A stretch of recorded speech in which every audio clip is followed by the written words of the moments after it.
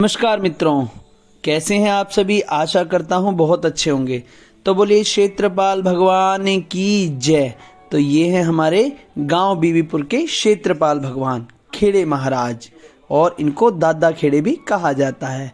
तो आज बहुत ही जब पुण्य उजागर हुए तो इनकी सेवा करने का अवसर प्राप्त हुआ। तो देखिए बच्चों के साथ मिलकर की भगवान क्षेत्रपाल भगवान की सेवा।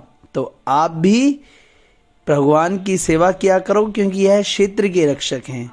तो कहा भी गया है, क्षेत्रपाल नमस्तुभ्यम क्षेत्र रक्षाम करो तुम्हें क्षेत्रोद फलम्बूरी देहि मय्यम नमोस्तुते।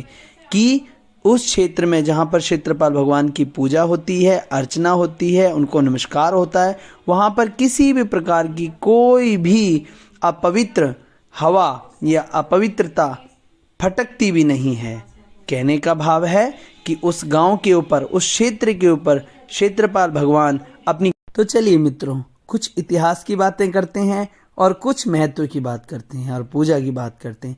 कहते हैं क्षेत्रपाल भगवान की पूजा रविवार के दिन पहले समय में गुड़ और घी की जोत और आटे से की जाती थी।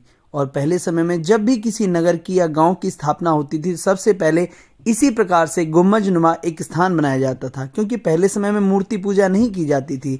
तो इसी तरह से गांव के रक्षक के रूप में इनको नियुक्त किया जाता था और फिर गांव बसता था। तो चलिए एक छोटी सी कथा है इसके बारे में मैं बताता हूँ। कथा तो क्या है, एक वार्तालाप है।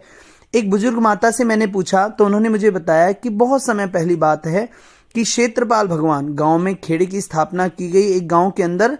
तो वहां पर क्या हुआ कि अंग्रेजों ने आक्रमण किया और बहुत गोले बरसाना प्रारंभ कर दिया। तो क्षेत्रपाल भगवान ने, कहते हैं, गांव की रक्षा के लिए आंधी का रूप धारण किया, और उस आंधी का इतना तेज वेग था, इतनी तेज थी कि सभी वहां अंधे हो गए, अंधे अंग्रेज, और वहां से भाग गए। तो बोलिए खेड़े महाराज की जय।